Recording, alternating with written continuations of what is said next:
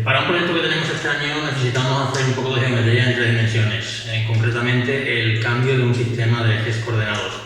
Bueno, es un tema complicado, voy a intentar explicarlo de forma lo más sencilla posible y voy a empezar en este vídeo explicando un cambio de ejes coordenados en 2 dimensiones y luego ya creo que será más fácil entender el de 3. Cuando tenemos que hacer un cambio de ejes coordenados, pues nos encontramos con la siguiente situación. Tenemos un sistema de ejes, por ejemplo, como este, que vamos a llamar x0 e y0, y vamos a empezar por un caso sencillo que sería el de rotación. Entonces, el otro eje de coordenadas pues se encontraría de esta manera. Por ejemplo, vamos a llamarlo x1 e y1. De manera que han girado uno sobre otro un ángulo alfa. Este mismo ángulo alfa nos lo encontramos aquí.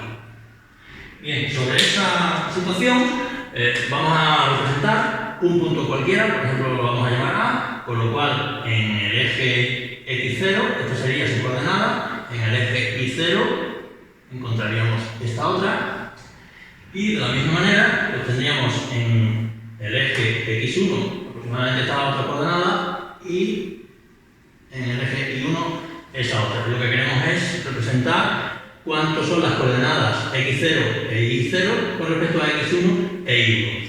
Si ponemos las ecuaciones directamente del cambio, pues tendríamos que x0, por ejemplo, sería el x1 por el coseno de ese ángulo, de alfa, aquí también tenemos el mismo ángulo, menos y1 seno de alfa, es decir, que tenemos aquí x1, que sería esta, por el coseno, lo vamos a dibujar aquí de forma que se vea gráficamente, este sería x1, todo este tramo de aquí, x1 por el coseno de alfa, pero hay que restarle esta cantidad es la que viene aquí, y 1 por el seno de alfa, es decir, que lo tenemos aquí representado, esta cantidad, que es la misma que esta.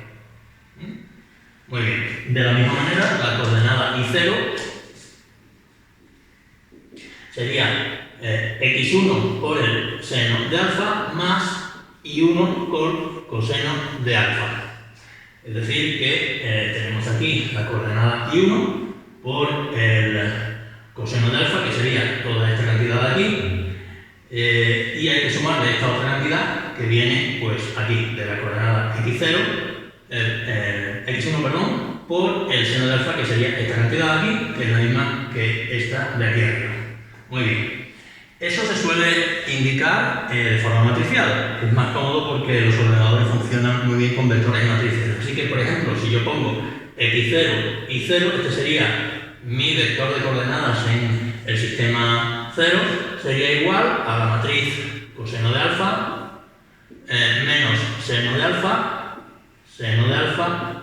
coseno de alfa, multiplicado por el vector x1 y 1.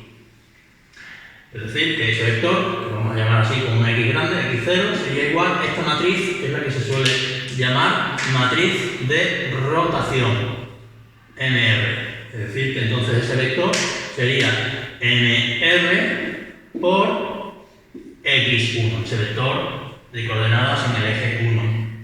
¿Qué pasa si, por ejemplo, queremos cambiar y en lugar de tener las coordenadas en los ejes 1 para calcular desde 0 fuese al revés? Bueno, podemos hacer un cálculo de matrices y en ese caso multiplicaría por lo que se conoce como la matriz inversa de rotación, multiplicaríamos aquí por ese vector x0 y aquí tendríamos esa matriz inversa por la matriz de rotación por el x1.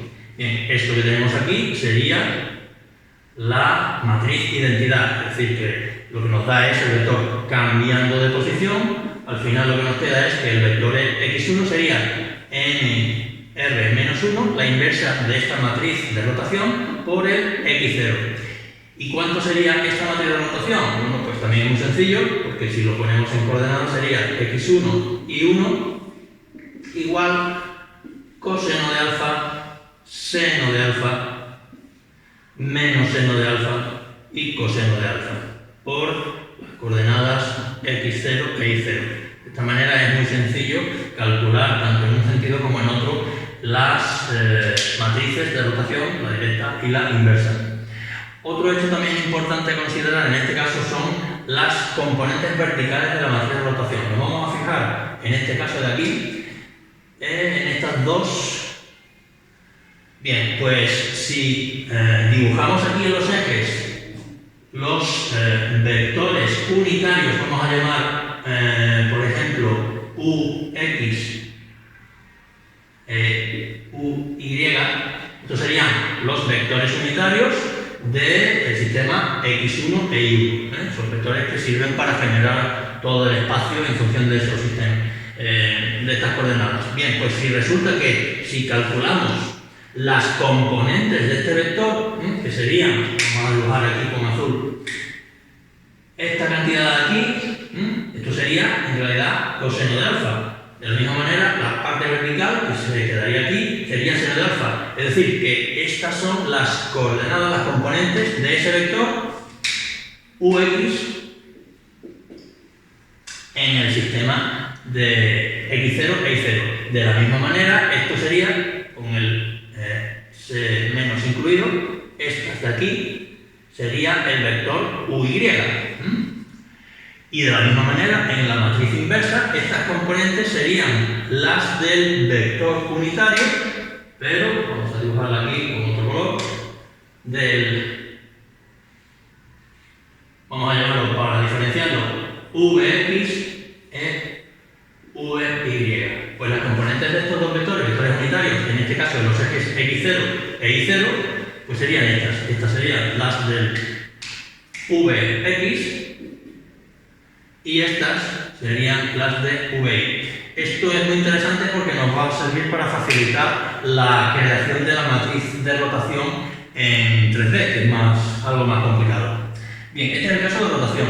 Si comentamos ahora el caso de una traslación, vamos a dibujarlo aquí. En este caso es bastante más sencillo. Aquí tendríamos los ejes originales, X0 e Y0, y lo que queremos es relacionar con otros ejes sin giro, que serían X1 e Y1, pero que se ha desplazado. Si llamamos a este punto, por ejemplo, punto O, pues eso quiere decir que tiene de coordenadas aquí una OX y una OY. Este sería el caso de traslación. Lo vamos a poner aquí. Pues bien, ¿cómo se escribirían las ecuaciones de este cambio de coordenadas? Lo vamos a dibujar aquí. En este caso sería X0, sería X1, de un punto A, como hemos dibujado arriba. Aquí estaría X1 y aquí estaría, siguiendo más abajo, el X0. De la misma manera, aquí estaría el Y1 de este punto y aquí estaría el Y0. Pues bien, esa X0, esta cantidad de aquí, sería la 1 más toda esta cantidad, que es OX. Le sumamos OX. Y de la misma forma, el I0 sería I1 más OY. Si ponemos esto, si queremos poner esto en forma matricial, pues resulta que, claro, tenemos una componente de coordenadas, pero tenemos aquí este desplazamiento. Eso no se puede poner de esta forma, pero lo que se hace es una notación mejorada, una notación, digamos, convencional, añadiendo una componente más al vector de coordenadas. O sea que aquí tendríamos, por ejemplo, X1 y 1 y añadimos un 1.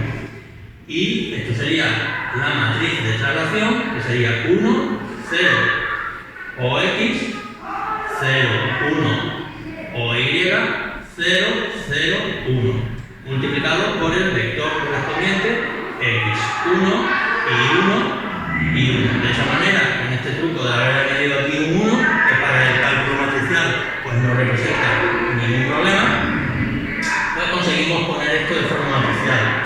Y esta sería la matriz de traslación. Es una matriz muy sencillita. De la misma manera, yo puedo calcular las... Aquí sería X0 y 0. X0 e Y0. De la misma manera, yo puedo calcular las X1 a partir de X0 e Y0 con la matriz inversa. ¿Cómo sería la matriz inversa en este caso? Pues calcularíamos X1 y 1 y 1 y esa matriz de traslación inversa es muy parecida a la instantánea, sería 1, 0 menos OX, 0, 1 menos OY, 0, 0, 1, multiplicado por el vector X0 y 0 y 1. De esta manera podemos calcular una a partir de la suma. En el caso de traslación, como vemos, es bastante simple. Ahora lo que voy a tratar de explicar es el caso común, es decir, vamos a hacer rotación más traslación. Lo vamos a intentar, para no perder todo esto que tenemos aquí, lo vamos a intentar poner aquí en este hueco. Entonces, vamos a hacer rotación más traslación, que ya sería el caso general.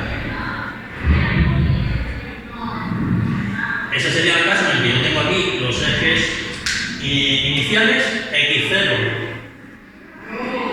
e Y0, y el eje X1 e Y1 pues me quedarían, por ejemplo, por ahí. Es decir, que tenemos aquí un punto origen distinto. Aquí estaría o X o Y, y además también con respecto a la horizontal tenemos un giro de un ángulo que llamamos alfa como antes. De la misma manera también por la vertical tenemos el mismo ángulo. Y un punto cualquiera del espacio, por ejemplo este A, pues tendría unas coordenadas, aquí estaría X1, aquí estaría Y1, y las X0 y 0 pues estarían más o menos por aquí, X0 y 0 por aquí. Bien, y lo que queremos hacer es lo mismo que antes, es calcular unas coordenadas X0 y 0 a partir de las otras o viceversa. Bien, juntando los dos casos simples que son el de rotación y traslación, resulta que tenemos que de forma matricial ya, y vamos hablando, el espacio pues quedaría X0 y 0, 1 igual coseno de alfa menos seno de alfa, seno de alfa, coseno de alfa, 0, 0 y 1. Y aquí están los componentes de la traslación, es decir, aquí aparecería o X y o Y. Esto multiplicado por X1 y 1, 1. Y esta sería la matriz de transformación lineal, que incluye tanto un giro que aparece aquí en estas cuatro componentes como la traslación que aparecería aquí. De la misma manera, existe también la transformación inversa. Igual que hemos hecho aquí, necesitaríamos la matriz de transformación lineal inversa y de esa forma podríamos poner X1 y 1, 1 igual, vamos a dejar aquí el espacio, en función de X0 y 0, 1. ¿Cómo sería esto? Bueno, pues el giro se mantiene igual, es como si en la matriz estuviese aislado este grupo de cuatro componentes, se hace igual que en el caso simple, es decir, que teníamos coseno de alfa, seno de alfa, menos seno de alfa, coseno de alfa. La componente del 1 se mantiene igual, porque si no, no se podría hacer. Y ahora aquí tenemos la componente del desplazamiento. Claro, ahora es el desplazamiento respecto de I1 de las coordenadas de X0. ¿Y eso en qué consiste? Si lo dibujamos aquí, y a este punto, por ejemplo, lo llamamos P, ¿cuáles son las componentes de P respecto de los ejes X1 y 1? Pues serían estas. Si alargamos aquí los ejes, aquí me quedaría, digamos, el PX, y aquí nos quedaría el PY.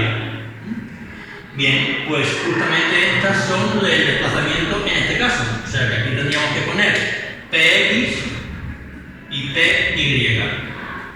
Y si queremos calcular la expresión de cuáles son PX y PY con respecto a OX y OY, pues estos son las siguientes. Tengo por aquí la chuleta, lo pongo directamente. PX sería, voy a poner aquí, PX sería menos, en este caso porque está a este lado, OX por el coseno de alfa, más OY por el seno de alfa. Y PY sería menos menos OX seno de alfa más OY coseno de alfa. Como vemos, se parece mucho también a la rotación. En realidad lo que hemos hecho es calcular la posición de este punto respecto a la rotación de x1 y 1, en definitiva. Bueno, pues con estas dos matrices, conociendo obviamente el ángulo de giro y la traslación, podemos calcular bien la matriz de transformación directa o la matriz de transformación inversa, y de esa manera tenemos resuelto el cambio de ejes coordenados en dos dimensiones, en el plano. En el siguiente vídeo explicamos el correspondiente a las tres dimensiones.